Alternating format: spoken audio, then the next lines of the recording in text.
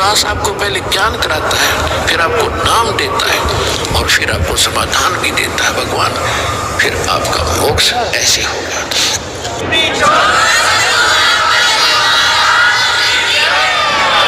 तो परमेश्वर ने कहा था कि बढ़िया कोई न साथी या मट्टी जंगल की, खबर नहीं पल की, नाम सुमर ले सुकर्म कर ले, कौन जाने कल की, खबर नहीं पल की।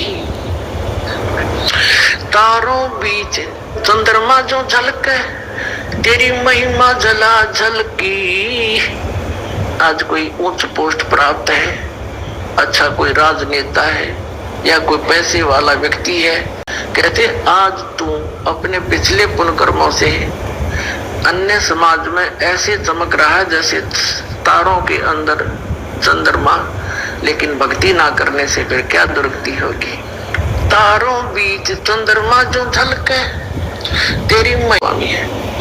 इसका 21 ब्रह्मांड का क्षेत्र ये भी काल लोक काल धाम कहलाता है और अक्षर पुरुष है, इसके साथ संघ ब्रह्मांड का ये स्वामी है और उत्तम पुरुष है। तो कलयुग जब 2500 वर्ष बीत जाएगा, उसके बाद पूरे विश्व में सतयुग जैसा व्यवहार होगा, सतयुग जैसे विचार होंगे और पूरी सृष्टि पूरा विश्व नाम लेगा मेरा, और मेरे बच्चों को फिर लाखों करोड़ों। 15वें अध्याय के 17वें श्लोक में कहा कि इन दोनों से और है वो श्रेष्ठ परमात्मा, उत्तम पुरुष, रियल गॉड, अविनाशी परमात्मा, एवरलास्टिंग गॉड, वो तो इन दोनों सरपुरुष और अक्षर पुरुष से अलग है। गीता अध्याय नंबर 8 के श्लोक नंबर 1 में अर्जुन ने पूछा कि आपने जो 7वें अध्याय के 29वें श्लोक में जिस तत्वब्रह्म की जानकारी बताई है वो कौन है? तो 8वें अध्याय के 3रे श्लोक में गीता ज्ञानदाता ने कहा वो परम अक्षर ब्रह्म है। गीता ज्ञानदाता ने कहा है वो परम अक्षर ब्रह्म है। तो 30 हो जाता है कि मैं क्या करूं, ये खंडित करवा देता है कोई न कोई बकवास करवा के, फिर मैं नहीं कर सकता, इनको कोई लाभ नहीं दे पाता, जिस कारण इनको अविश्वास हो जाता है, फिर ये मुझसे दूर चले जाते हैं और फिर तो सदा दुखी रहना ही रहना इनको, मेरे से दूर होकर के फिर सुख कैसा। तो पुण्यात्माओं सबसे बड़ा काल ने अब ये जाल फैला रखा है कि आपका नाम खंडित करा देता है, फिर आपको आपत्ति आनी है, इससे नाम भी ले रखा है, फिर अविश्वास हो जाता है, वहां भी गया था मुझे कोई लाभ नहीं मिला, चलो कहीं और धक्के खा ले। तो फिर तो धक्के यहाँ से जाने के बाद, लेकिन इस ज्ञान के बाद आपको ऐसा विश्वास हो जाएगा जैसे कागजात का, फिर सूझ जाए और परम अक्षर ब्रह्म है। तो तीसरा जो स्थान है धाम है, ऊपर का अमर लोक है, जैसे सतलोक, अलखलोक, अगमलोक और अकैलोक है, जिसको अनामी लोक भी कहते हैं। वो सारा क्षेत्र अमर लोक कहलाता है, सारा का सारा। तो उस तीसरे मुक्ति धाम में ऊपर के अमर लोक में रहता है।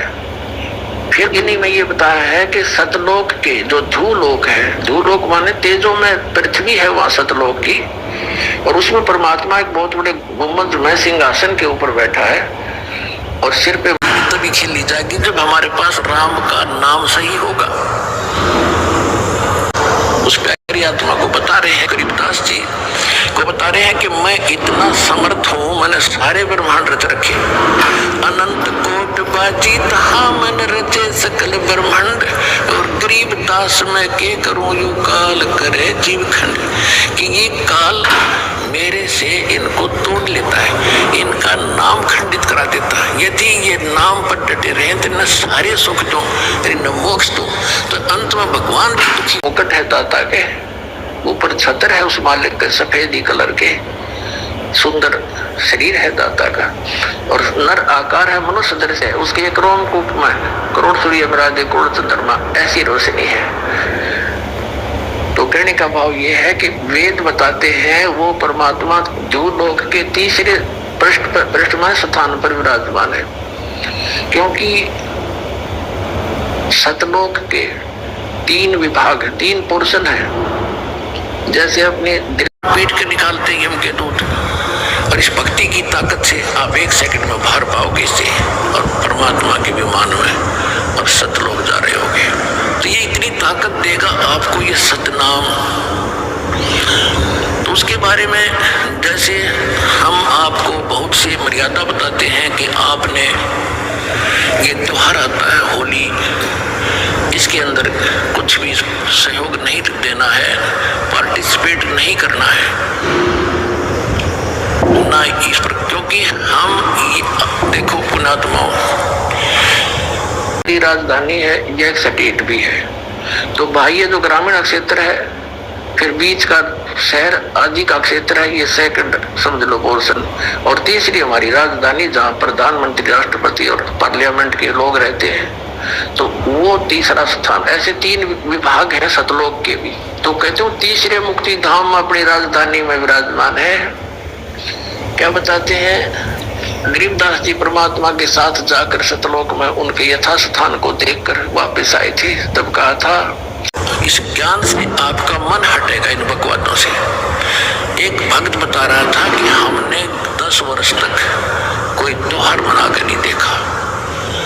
हमारा एक परिवार है, चाचे ताऊओं का 10-12 घर है, 3-4 घर है, उनमें 10 मौत होगी, एक वर्ष में तो हो जाती, कई मौत होगी।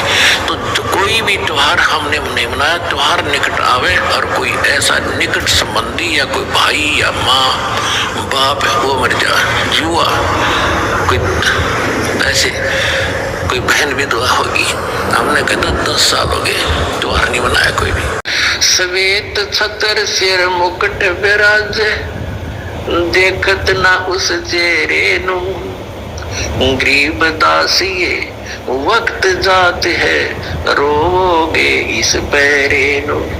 गरीब दासिये वक्त जात है, रोगे इस पैरे नु। यानी सत्साधना ना करते, सत्साधना ना करने से वो भगवान के दर्शन कैसे होंगे जिसके सफेद छत्र है ऊपर, और सफेद छत्र सिर मुकुट विराज है, और देखत ना उस चेहरे नु। अभी दर्शक होरी खेल रहे हैं, उधर कोई मृत्यु का संदेश आ जा, टक्कर मार रहा हो, तो अब खेल ले होरी, खेल के दिखा। इसी गंदे लोक में क्या करना था, क्या करने लगे आप लोग। तो गरीबदास साहिब जी के पास गांव के लोग आए, क्या हो महाराज होली खेलेंगे। परमात्मा को के बच्चे बोले भाई हम ये होली नहीं खेलते, हम होली खेलते हैं राम नाम की। राम नाम की होली जो खेलता उसको कभी हानि नहीं होती, दुख नहीं होता। और राम नाम की हो गरीबदास ये वक्त जाता है, रोगे इस पैरे नो। इस मनुष्य जीवन का समय, पैरा माने समय, ये हाथ से छूट गया फिर रोया करोगे, कुत्ता बनकर रात ने कुत्ता करा करो, उसको याद आता है बात बिगड़ गई सारी। तो अब रोने से क्या बने, परमात्मा कहते हैं अच्छे दिन पीछे गए गुरु से क्या ना हेत, अब पछताएं कि बनतरी चढ़िया चुगी खेत।